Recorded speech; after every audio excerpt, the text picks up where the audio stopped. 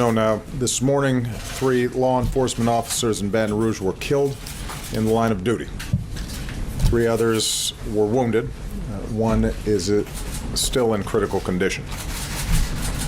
As of right now, we don't know the motive of the killer. We don't know whether the killer is set out to target police officers or whether he gunned them down as they responded to a call. Regardless of motive, the death of these 3 brave officers underscores the danger that police across the country confront every single day. And we as a nation have to be loud and clear that nothing justifies violence against law enforcement.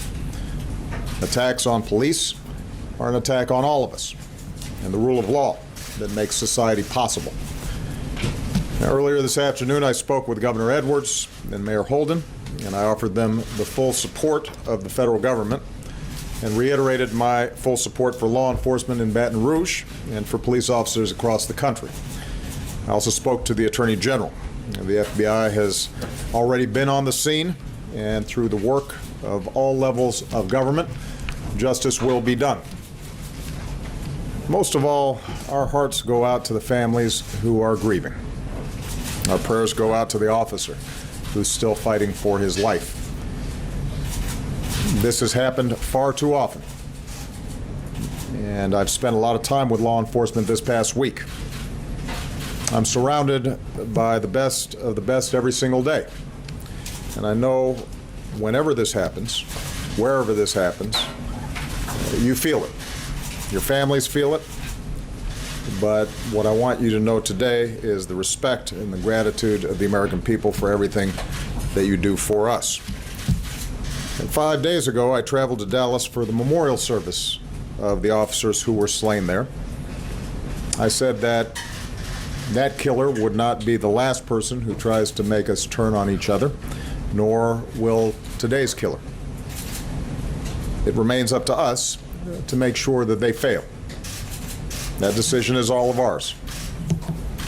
The decision to make sure that our best selves are reflected across America, not our worst, that's up to us.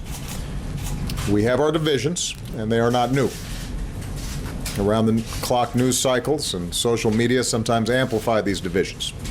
And I know we're about to enter a couple of weeks of conventions where our political rhetoric tends to be more overheated than usual.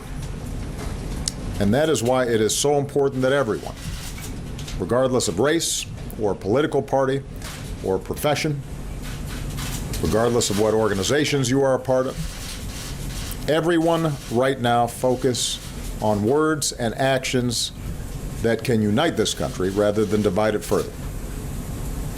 We don't need inflammatory rhetoric. We don't need careless accusations thrown around to score political points or to advance an agenda. We need to temper our words and open our hearts, all of us. We need what we saw in Dallas this week, as a community came together to restore order and deepen unity and understanding. We need the kind of efforts we saw this week in meetings between community leaders and police, some of which I participated in, where I saw people of goodwill pledge to work together to reduce violence throughout all of our communities. That's what's needed right now. And it is up to all of us to make sure we are part of the solution and not part of the problem. You know, someone once wrote, "A bullet need happen only once, but for peace to work, we need to be reminded of its existence again and again and again."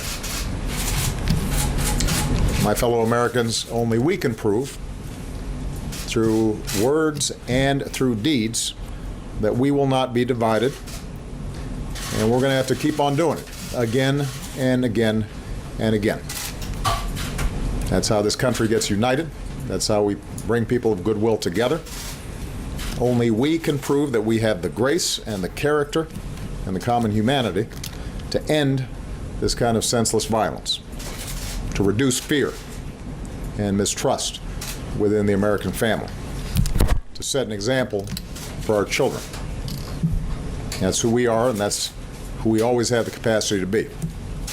And that's the best way for us to honor the sacrifice of the brave police officers who were taken from us this morning. May God bless them and their families. May God bless the United States of America. Thank you very much. Chief of Mexico, protest.